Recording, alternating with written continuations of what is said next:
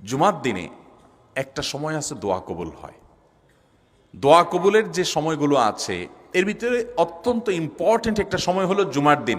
শুক্রবারের একটা সময় সম্পর্কে নবী সাল্লাল্লাহু আলাইহি ওয়াসাল্লাম বলেছেন যে একটা সময় আছে শুক্রবারের, এই সময়ে বান্দা কোনো দোয়া করলে আল্লাহ তাআলা ফিরিয়ে দেন না, কবুল করেন। কিন্তু সময়টা যে ঠিক কখন এটা হাদিসে নবী সাল্লাল্লাহু আলাইহি ওয়াসাল্লাম বলেন নাই, যাতে করে হয়তো আমরা সারাদিনেরই কম বেশি দোয়ার চেষ্টা করি।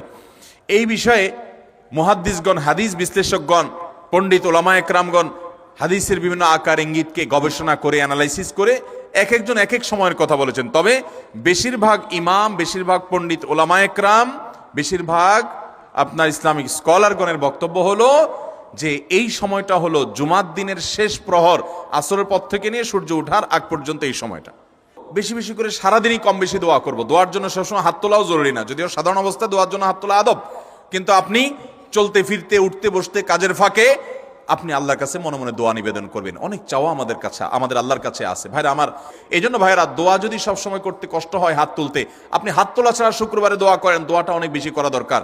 বেশি বেশি দোয়া করবেন উঠতে বসতে, চলতে ফিরতে। বিশেষভাবে সূর্য ডুবার আগের যে সময়টা শুক্রবার, অর্থাৎ দিনের শেষ সময়টা, বিশেষভাবে আল্লাহ তাআলার কাছে দোয়া করব। ঠিক আছে তো ইনশাআল্লাহ?